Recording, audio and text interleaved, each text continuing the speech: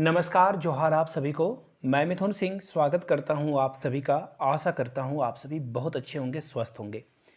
Jharkhand police के set ए का जो भी क्वेश्चन प्रीवियस ईयर में पूछा गया था 2015-16 के बहाली में, उसके सारे क्वेश्चंस का आंसर हम लोग यहाँ पे ढूंढेंगे बिल्कुल डिटेल्स में। आप लोगों से रिक्वेस्ट है, अगर आपको ये पीडीएफ चाहिए तो यहाँ से मेरी ईमेल आईडी और इंस्टा आईडी आपको दिख रही होगी। देखिए यहाँ पे आपको सेट ए दिख रहा है ना, बी और सी भी आपको मैं प्रोवाइड कर दूंगा जो कि प्रीवियस ईयर में पूछे गए थे। केवल 49 का एक छोटा सा अमाउंट आपको ट्रांजैक्शन करना है। ईमेल आईडी यहाँ से देख लो, yourmithunsingh@gmail.com पे मेल कर लीजिए। इंस्टा पे हो then do follow me @iMithunSingh। तो चलिए शुरू करते हैं आज की क्लास को। यहाँ से देख सकते हो पहला क्वेश्चन है, आगरा शहर की स्थापना किसने की थी? आगरा शहर की स्थापना बहलोल लोदी ने की थी, सिकंदर लोदी ने, अकबर ने या शाहजहां ने? तो देखिए मुगल शासकों के द्वारा जो है आगरा शहर की स्थापना नहीं की गई थी, ये किया गया था सिकंदर लोदी के द्वारा, जो कि ऑप्शन नंबर 2 क्या है, सही है। ऑप्शन 2 के साथ आपको जाना था। चलिए आगे बढ़ते हैं अगले क्वेश्चन की ओर।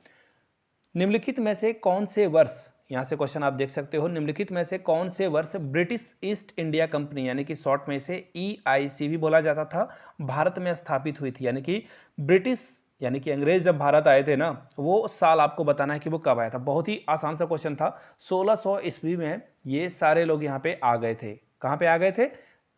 ये भारत की धरती पे अपने कदम रख चुके थे। सबसे पहले कौन से शहर में ईस्ट इंडिया कंपनी वाले आए थे? इसका जवाब आप लोग नीचे कमेंट सेक्शन में दीजिएगा। आप लोगों के लिए ये प्रश्न मैंने पूछा। महोदयपुरम के चेरा साम्राज्य को स्थापित किया गया था, कौन से शताब्दी में किया गया था? ये आपसे सवाल पूछा गया है। यहाँ से देख लीजिए, 6ठी शताब्दी, 7वीं, 8वीं या 9वीं? तो इसका जो राइट आंसर होगा दोस्तों वो हो जाएगा 9वीं शताब्दी में महोदयपुरम के चेरा साम्राज्य को की जो स्थापना है वो की गई थी। आगे बढ़ते हैं क्वेश्चन नंबर 4 की ओर। क्वेश्चन नंबर 4 क्या पूछा गया, देखिए, who was sworn in as the new chief minister of Nagaland? ये क्वेश्चन देखिए करंट अफेयर्स का है कि 2017 में नागालैंड के नए मुख्यमंत्री के तौर पे शपथ किसने ली थी?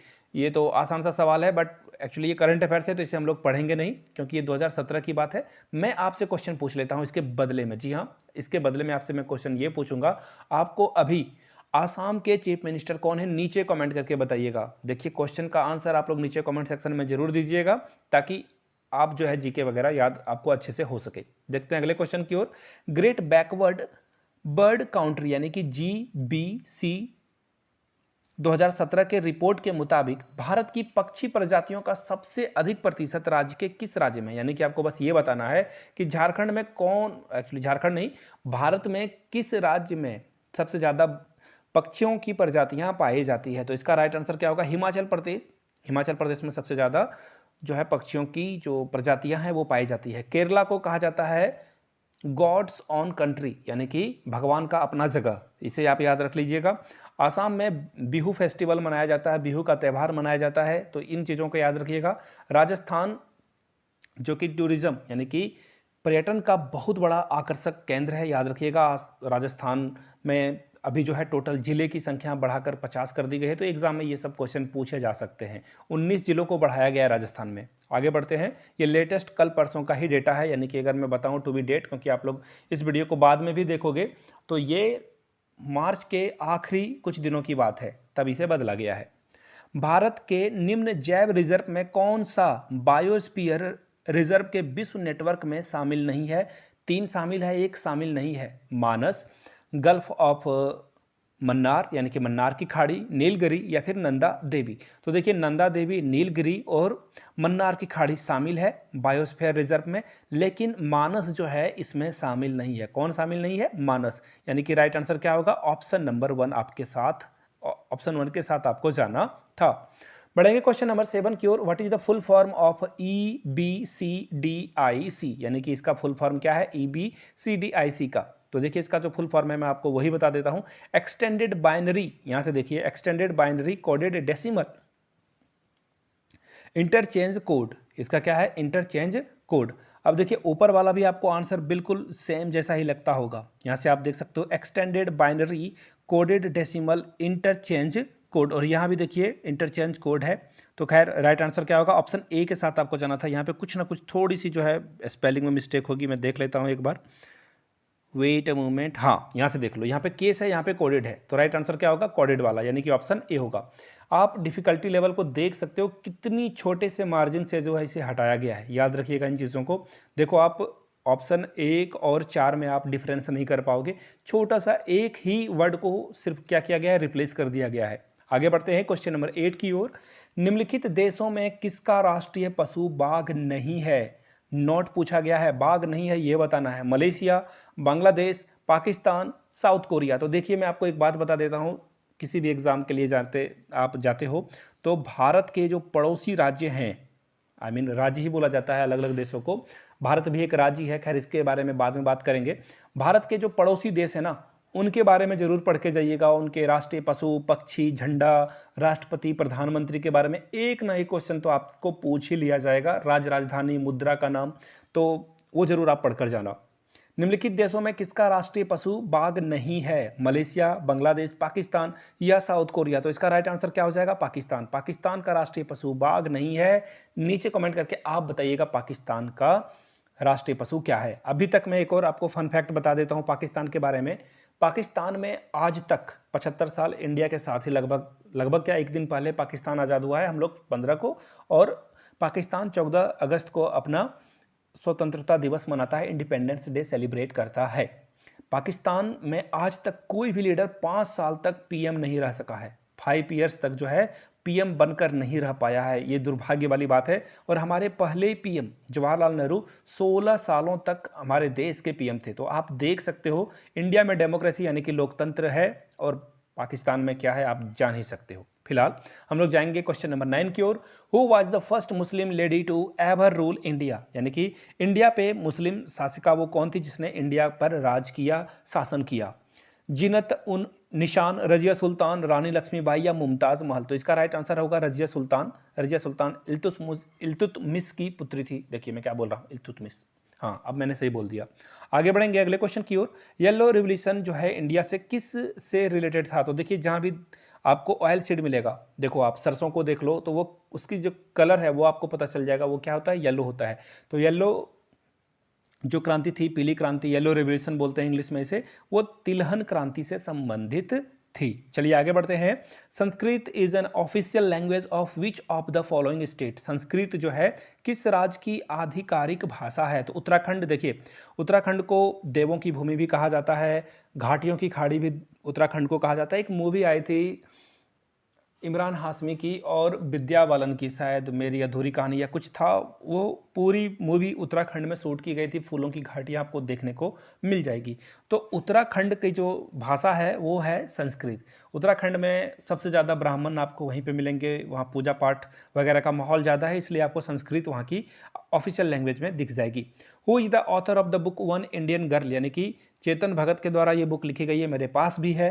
Chetan Bhagat is the right answer, 1 के साथ आपको जाना था। अमीश त्रिपाठी के बुक को पढ़ लीजिएगा, एग्जाम में इनसे बहुत सवाल पूछे जाते हैं अमीश त्रिपाठी के बारे में। आगे बढ़ेंगे 2017-18। देखिए ये हो गया करंट अफेयर्स का क्वेश्चन, आपको नहीं पढ़ना है इसे, ये नहीं पढ़ना है आपको। आगे बढ़ते हैं 2017, फिर से देखो यहाँ पे करंट अफेयर्स का क्वेश्चन है, छोड़ देते हैं इसे। अब देखिए ये क्वेश्चन ना एग्जाम के लिए बहुत बहुत इंपॉर्टेंट है। एक क्वेश्चन तो अगले एग्जाम में भी झारखंड पुलिस में पूछा ही जाएगा। कौन सा क्वेश्चन है?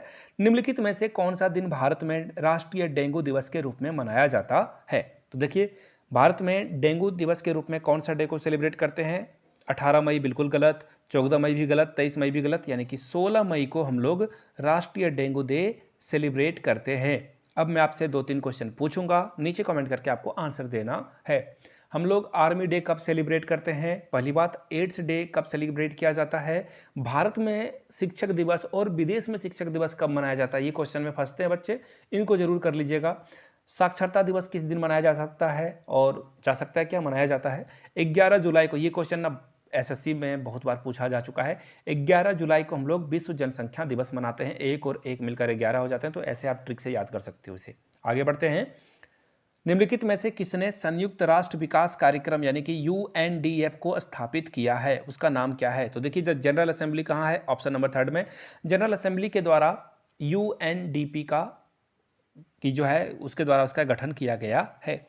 अब देखिए G7 कंट्री यानी कि विश्व की सबसे ज़्यादा जिनकी जीडीपी है, जीडीपी यानी कि वहाँ पे डेवलपमेंट सबसे ज़्यादा हो रहा है, उनमें से कनाडा, ब्रिटेन और फ्रांस के अलावा कौन सा देश इसमें शामिल है? तो इंडिया इसमें शामिल नहीं है।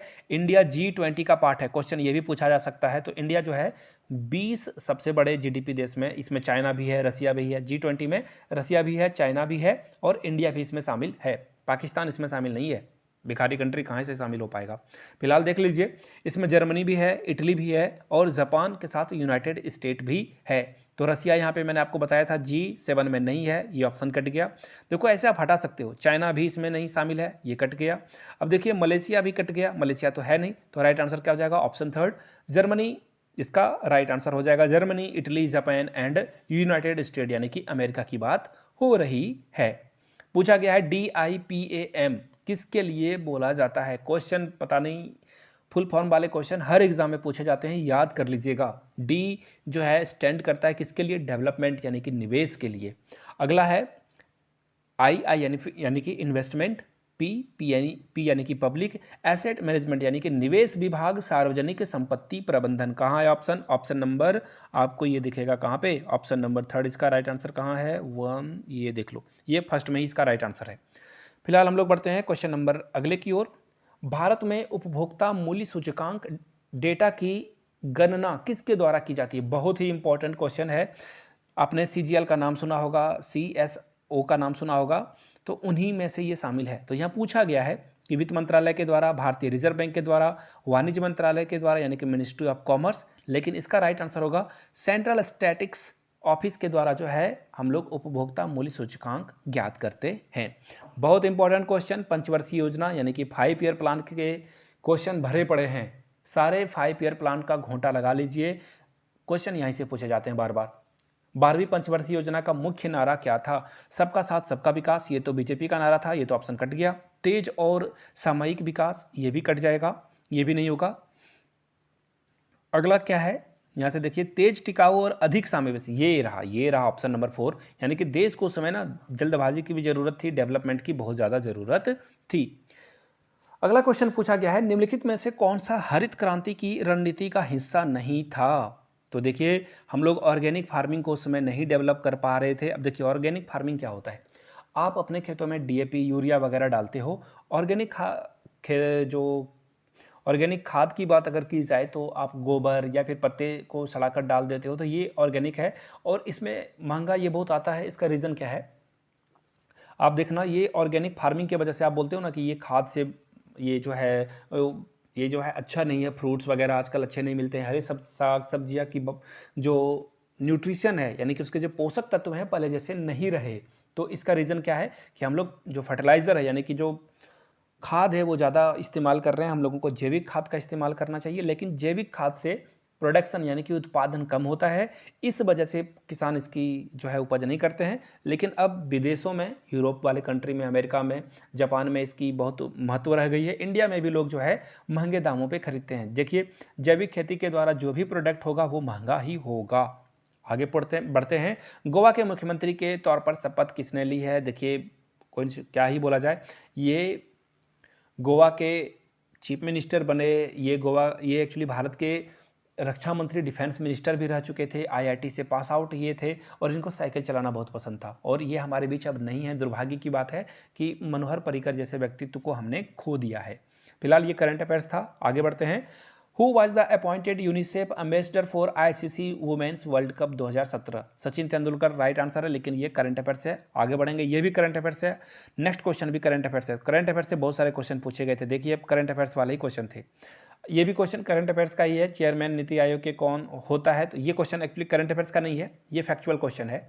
नीति आयोग, देखिए पहले जो योजना आयोग था उसको हटा करके मोदी गवर्नमेंट के द्वारा नीति आयोग की स्थापना की गई है और प्रधानमंत्री ही इसके जो है अध्यक्ष होते हैं।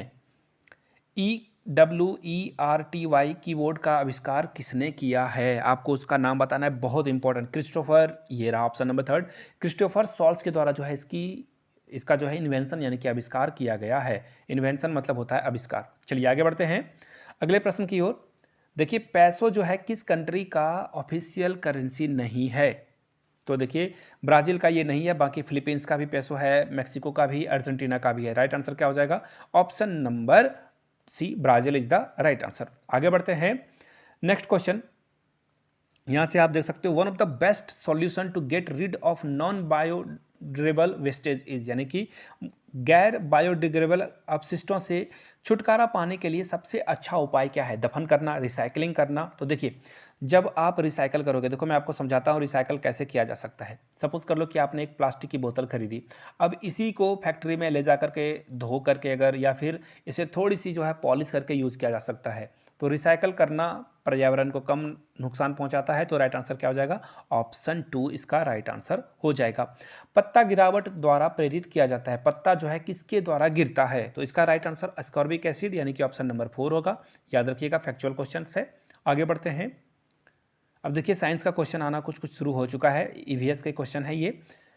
एबिक्स जो है किस प्रकार का सूचक है? एबिक्स से हम लोग जो है सिंथेटिक के बारे में पता करते हैं कि कपड़ा में कितनी सिंथेटिक की मात्रा डली हुई है, क्या है। आगे बढ़ते हैं नेक्स्ट क्वेश्चन की ओर।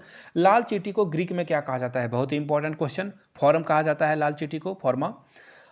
अगले क्वेश्चन की ओर हम लोग बढ़ते हैं। देखिए ये रहा ऑब्जेक्ट, ये नॉमरिकल वाला क्वेश्चन रहा साइंस का। तो देखिए आप लोग नीचे कमेंट करके बताइएगा साइंस के नॉमरिकल और मैथ्स के जो प्रॉब्लम्स हैं इसका सॉल्यूशन मैं अगले वीडियो में लेकर आऊँगा, जहाँ पे मैथ्स के क्वेश्चन कैसे बनेंगे, साइंस के क्वेश्चन कैसे बनेंगे झारखंड पुलिस के, ये मैं आपको अगले वीडियो में बता दूंगा। नीचे कमेंट करके जरूर लिखिएगा मैथ साइंस करवा दीजिए। तो अगर 50-100 कमेंट आ गए तो definitely I will do it.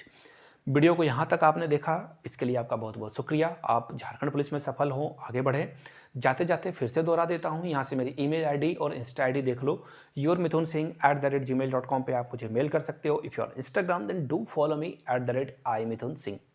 और previous year question paper Jharkhand police के सेट A, B, C आपको प्रोवाइड कर दिया जाएगा। वीडियो को आपने यहाँ तक देखा, इसके लिए आपका फिर से एक बार अभिनंदन, स्वागत और नमस्ते आपको। चलिए वीडियो को लाइक करना है, नए हो तो चैनल को सब्सक्राइब कर लेना है आपको, और अपने दोस्तों तक इस वीडियो को जरूर साझा करें, शेयर करें इस वीडियो को। धन्यवाद।